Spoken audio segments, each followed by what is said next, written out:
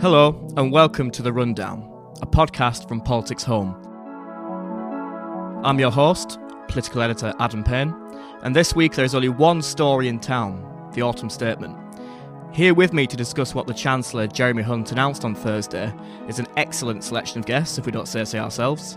Firstly, we have Angela Regal, the Labour MP for Wallasey, Senior Economist at the Institute for Government, Olly Bartrum, and Adam Hawksbee, Interim Director at the think tank Onward.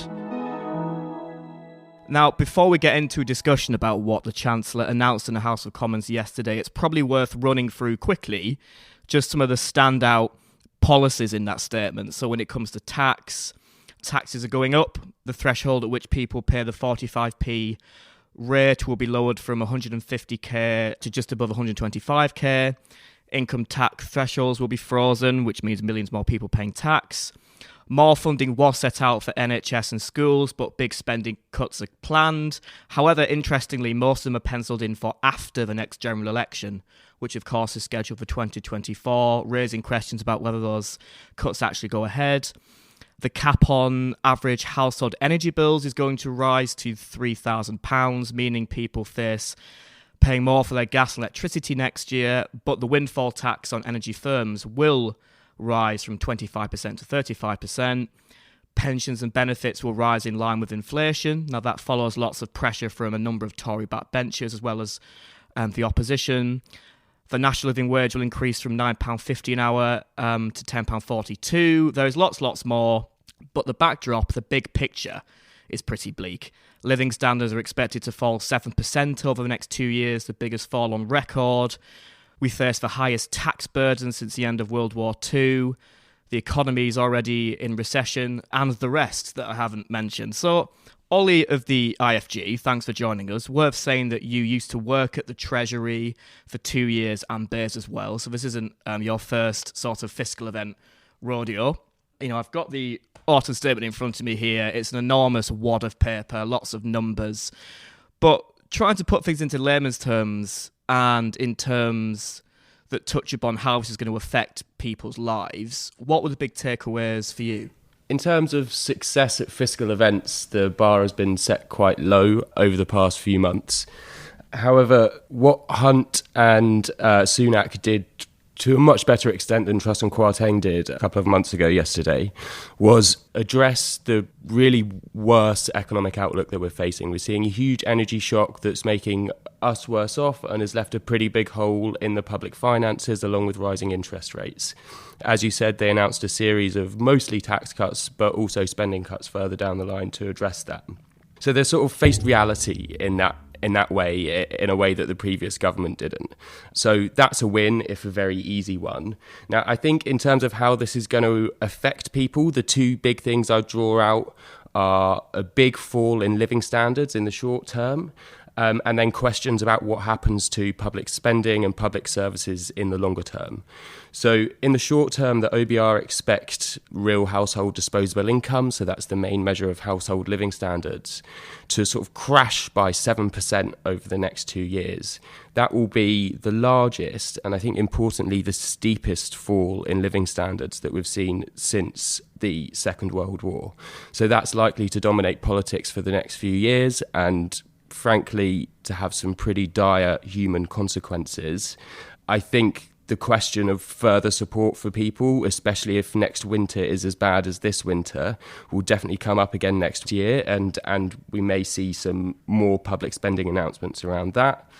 The other big question is what happens to public services. As you say, we saw a bit of extra money for health, a bit of extra money for education, but public services across the board are facing significant pressure, mostly from the rising wage demands of workers. Now, they face a choice because they haven't been given, other than health and education, a lot more money, either between trying to keep wages low, which is not good for public sector workers and will lead to lots of strike-related disruption, or meeting wage demands and having to cut back on public spending elsewhere, which, given the pressures faced by public services, outlined in our performance tracker that came out about a month ago, will be very difficult.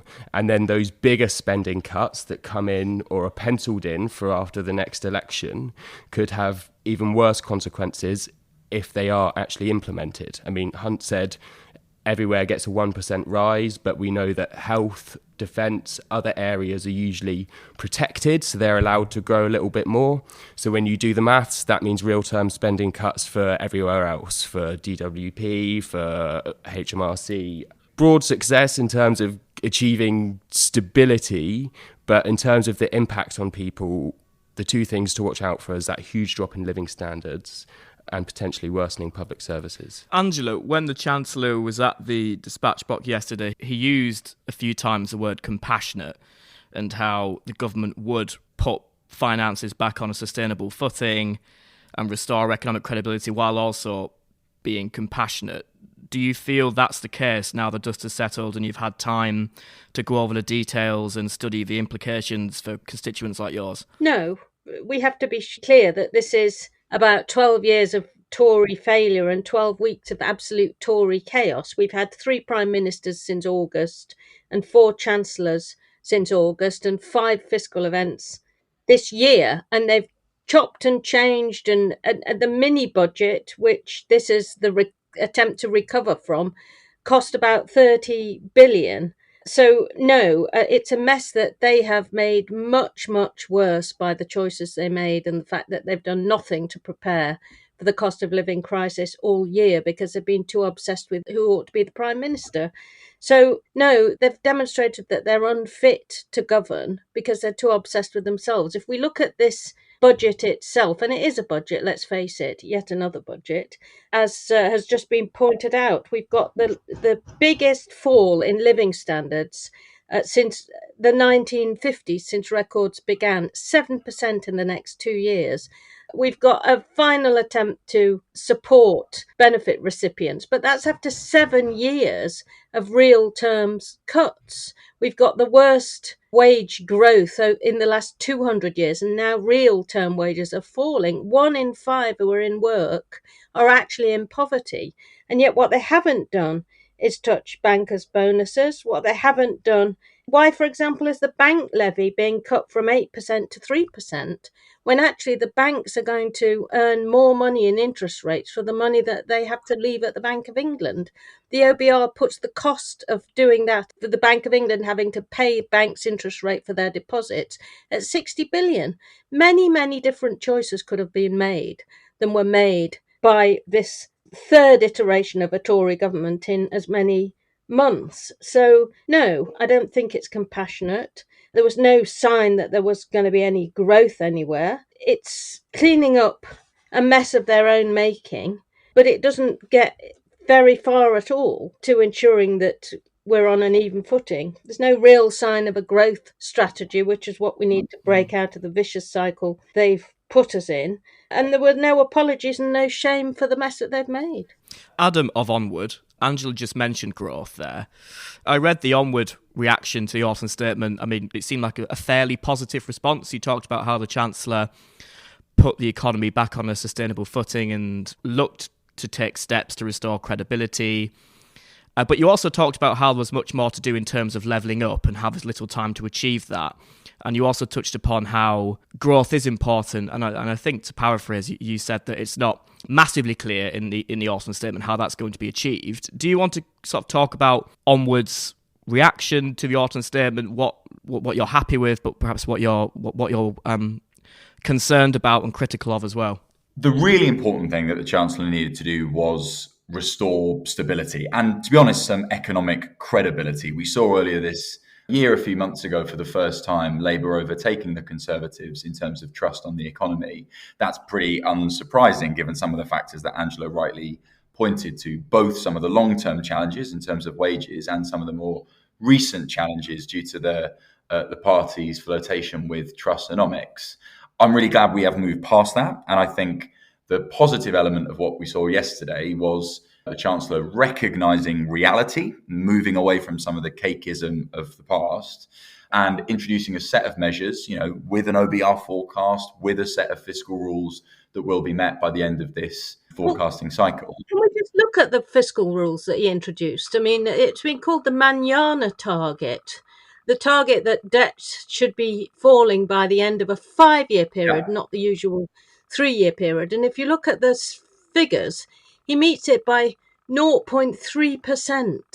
5 years out, and he's given himself the chance, not that he'll be Chancellor in 5 years, of actually rolling it forwards But Angela, every year at the end of the process every year. So that's the Manana target. If that's a fiscal rule, then it's not a very robust one. So the audience for those fiscal rules aren't the Labour Party, they're the markets, right? And the reason that they're introduced is to ensure that the markets can see that there's some approach towards fiscal credibility. Now, the markets yesterday responded to the autumn statement fairly positively. There was not the massive spike in borrowing costs that we saw due to the mini budget. And I think that's what the Chancellor will be looking at. The reason I think the paying back of the debt is backloaded are for two reasons. One of those, of course, is political, that the signal needed to be and was that there'll be investments today in things like education and the NHS, particularly in social care. It is baffling to me that some of the same voices that are saying there is no fiscal hole, we should be borrowing to invest, are now suddenly experts on the fiscal rules and are saying that we should be far more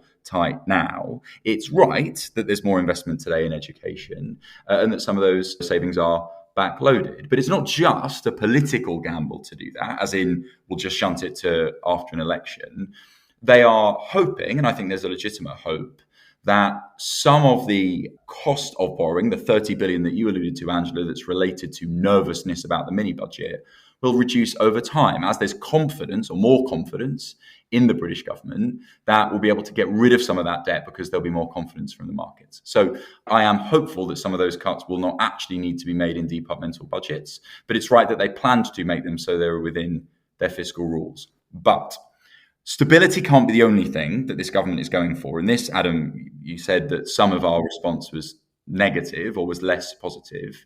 Once that stability is restored, both economic and political, to be clear, I was a little bit worried that I'd wake up this morning to, mutiny on their backbenches, etc. There were some clever cabinet appointments that headed that off at the pass. Who can argue with more measured defence increases when it's Ben Wallace fronting it? Who can argue with more measured increases in ODI, in international aid, when it's Andrew Mitchell fronting those? So some of the political rebellions were headed off at the pass. But once the economic and political stability is restored, we need much, much more on two things. One is on growth. So some of the mood music was good on the factors that are necessary to growth. R&D, for example, R&D spending was protected and is going to increase. And there was some good mood music on capital spending, the fact that those projects are still going ahead, even within the tight fiscal situation. But we're going to need much, much more on how we get R&D spending to the parts of the country that don't currently benefit from it, to our universities, particularly in the North and the Midlands, and our businesses, where R&D intensity is still far too low. Innovation is far behind our international counterparts. And on infrastructure acceleration, we need far, far more on things like planning reform. We are hopeless at getting some of these big projects through quickly and getting them delivered. And infrastructure is definitely not the be-all and end-all for left-behind communities, but connecting them to jobs and opportunities can absolutely help. So we need much, much more on growth.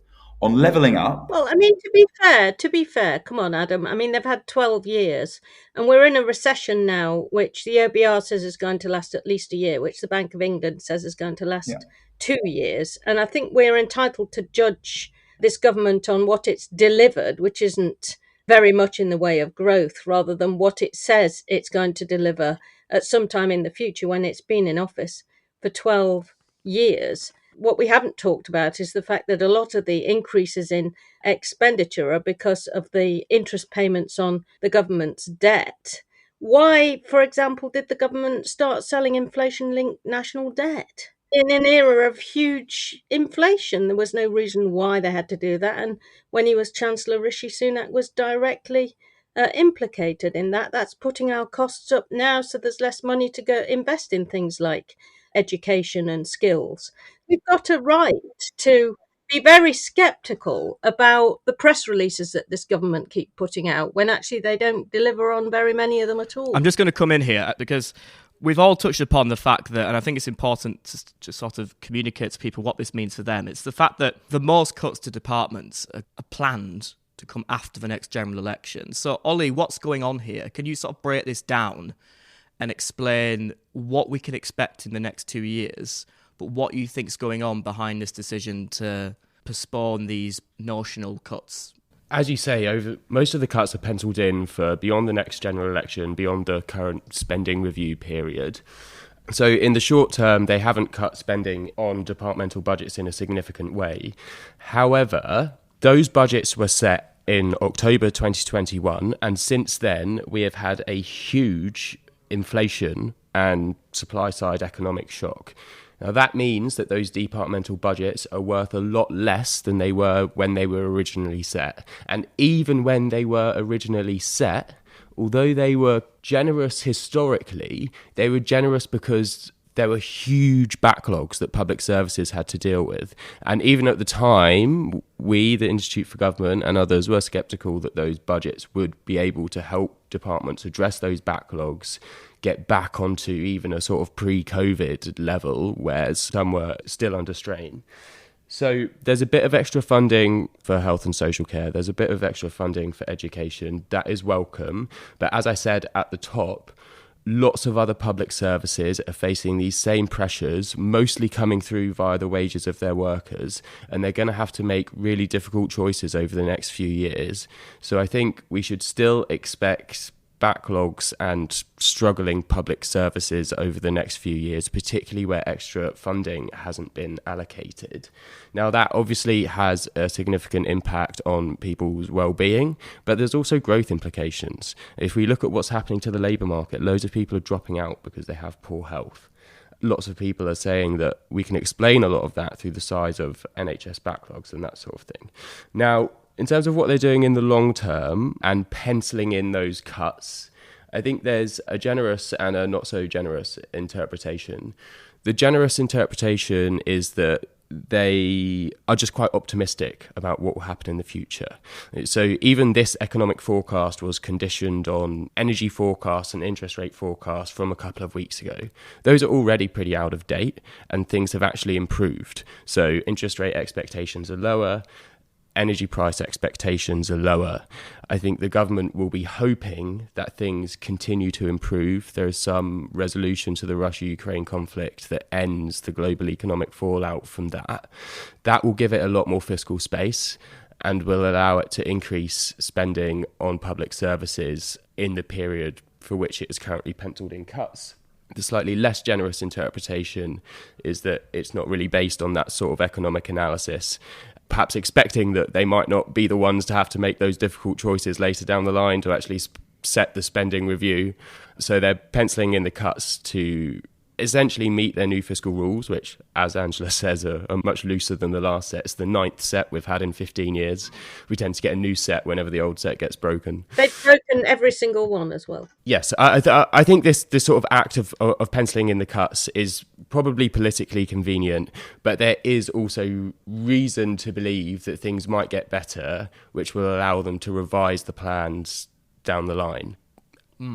Following your autumn statement yesterday, us journalists, we had what we usually do, we had a briefing from the Treasury team when we ask questions and they walk us through the statement, and they were keen to stress that the planned cuts were nowhere near as large as what Osborne did. What's your reaction to that, Olly? And talk about the politics of that. Angela, the interpretation Olly talked about that the Tories realised they're probably not going to win the next election, so we're just going to leave all this difficult stuff for Labour. Do you think that's what's going on here? So coming to you first, Olly, on the comparisons with Osborne. That might be right, but it's important to note the situation that we're in. Osborne made the cuts to what were relatively strong public services, and in a time where there may have been efficiencies to be found, right? But our public services have just experienced austerity 1.0, if you want to call it that, facing significant pressure, and then have just got through COVID, which caused lots of backlogs, lots of additional stresses. Our performance tracker, which is a sort of survey of the health of public services, shows that essentially all of them are flashing red.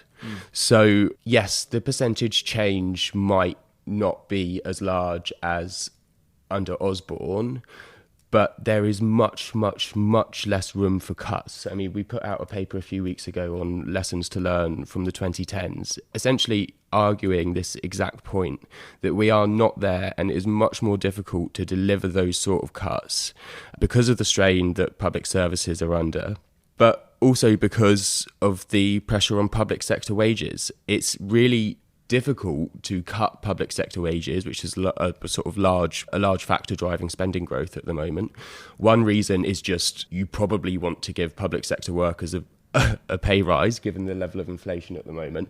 The second is you need to, if you want to recruit and retain good quality public sector workers, and we're seeing recruitment and retention difficulties across all public services. There is no fat to cut, really. Yes. So, Angela, just coming to the politics of this, do you suspect that's what's going on, that the Conservatives realise that right now Labour is in a good position to form the next government, and they're postponing those very difficult decisions for when Keir and Rachel are in the hot seat? Well, obviously, that's what they're planning to do. It's highly political and not economic, which is not exactly showing responsibility for them to do that. But let's face it, we will be weaker and poorer at the end of this parliament than we were at the beginning, and people will be paying more for less in terms of public services. There are already serious recruitment issues which are affecting the efficiency of the way public services are delivered. Let me just give you one example.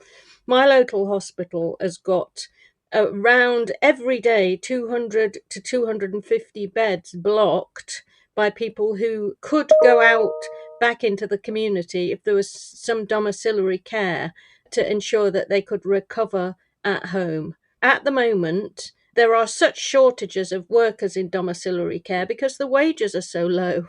And so what you've got there is the health service being made less efficient, waiting lists getting longer because wages are too low in the domiciliary care sector. That is just one example of what is now beginning to happen. And let's face it, public sector workers deserve, as do all workers, a decent return for working hard and keeping the country going through the pandemic when we had all the lockdowns. So this is not a situation that can be borne for very much longer if there's going to be equity in our country.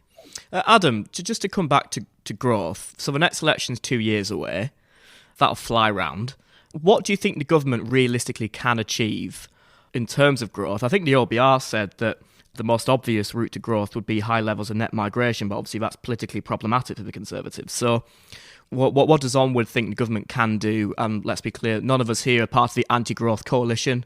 We all support growth. What do you think the government can do realistically within this pretty grim economic context and the time we have until the next election to kickstart some national growth?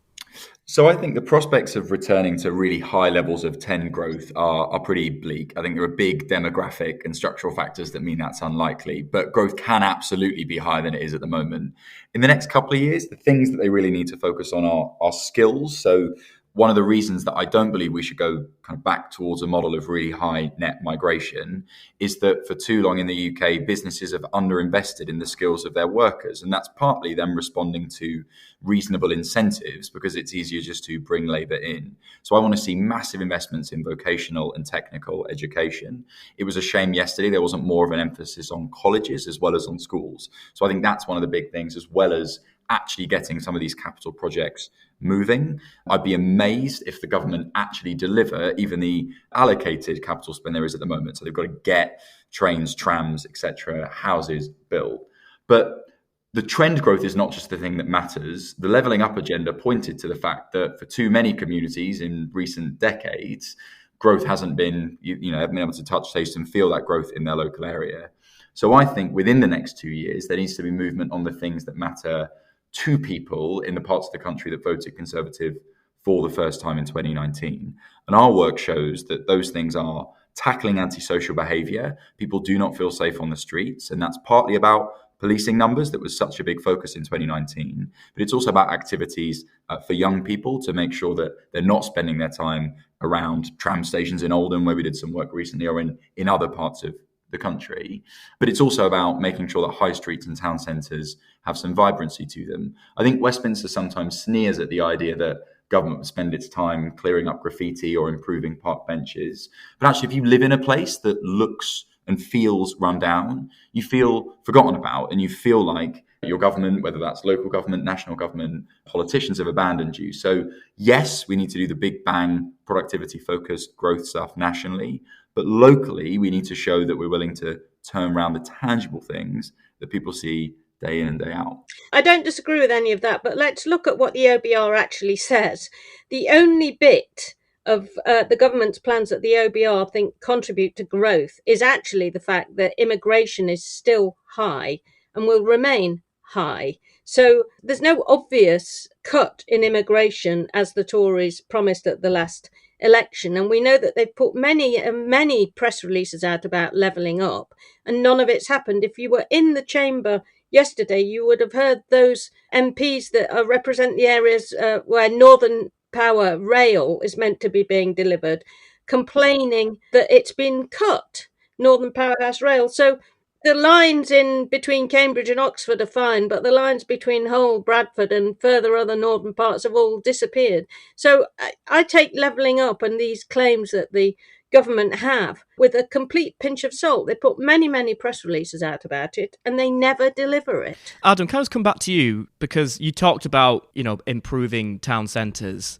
and that's one thing you mentioned. And, I can speak from experience here. Over the weekend, I was back up in my hometown, which is Barrow-in-Furness, and I'm sure that's somewhere that Onward has looked at as part of its research into levelling up. And I remember that town centre, which when I was younger used to be a real social hub. Most premises were filled by shops. It was somewhere where people went at the weekend and enjoyed doing so. Now it's absolutely deserted. There are so many boarded up buildings.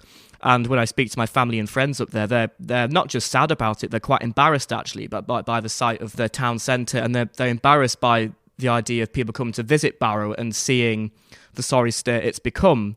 And this comes to where I want to sort of close the podcast, which is about the politics of this. In terms of delivering that sort of change, improving town centres and whatnot, do you think the Conservatives face an issue in that achieving that sort of change in the time that remains before the next election is going to be difficult for them? It's going to be a huge challenge. And the single most important thing they can do to accelerate delivery is to stop trying to do it from the centre and from Whitehall.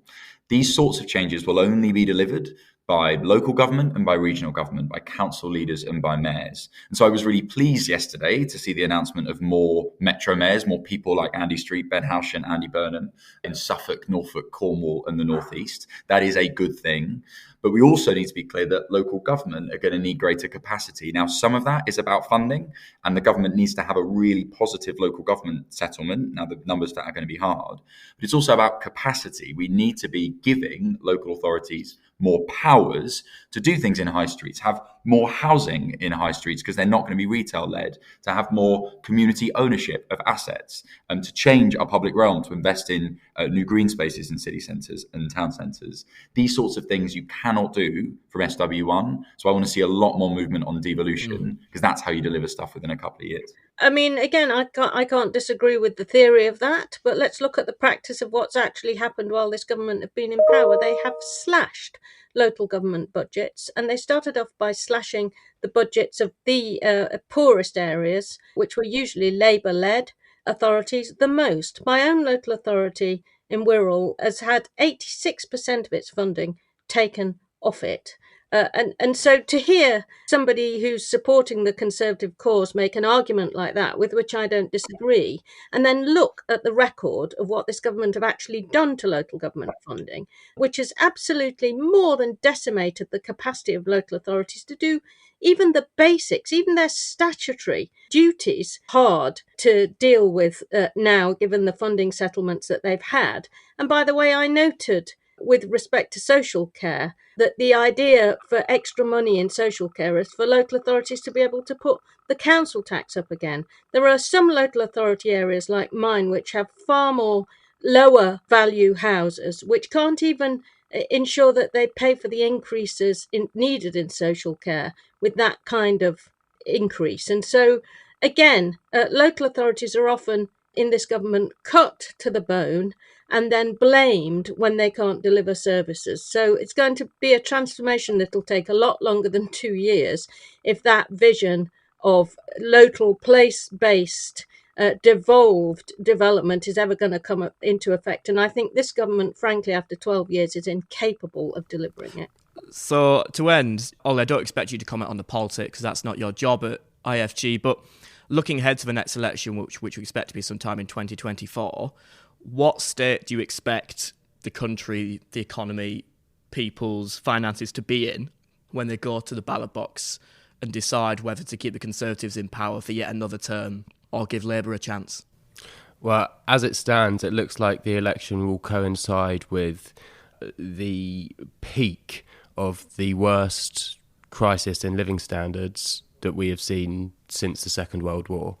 That is what is going to dominate politics for the remainder of this Parliament. I completely agree with Adam that more work on the structural factors that drive growth, more work on levelling up would be amazing. But I think that this government is going to remain occupied by this cost of living crisis and how to help people when it's already not got a lot of headroom against the new fiscal targets. It's just said itself. They're going to be hoping that things end up a lot better than currently forecast. That would happen if there's an end to Russia-Ukraine war, but I don't think that's going to happen. The government's track record, or, how Sunak and Hunt are seen when we have that election, will depend on how they approach making policy going forwards.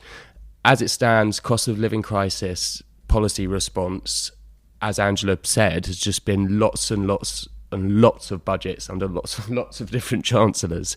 And each time they sort of announce a set of policies to fill the gap for the next few months. Really blunt instruments like the transfers to people on benefits and pensions that Hunt announced yesterday, or huge subsidies. They need to be doing some really deep thinking about a plan that will see them through the next few years, rather than sort of being pushed to crisis and having to do an emergency fiscal announcement. If they carry on doing that, I think they'll probably be seen as, quite rightly, as quite incompetent. I'm going to wrap it up there. A very lively but hopefully a helpful and informative discussion. You can read all the latest on the big stories from Westminster at PoliticsHome.com and keep right up to date by subscribing to our 7-day-a-week newsletter by clicking on the link in the top right-hand corner of our website. Thanks to our brilliant guests for their time, Angela Regal, Adam Hawksbee and Olly Bartrum. Our editor today was Laura Silver.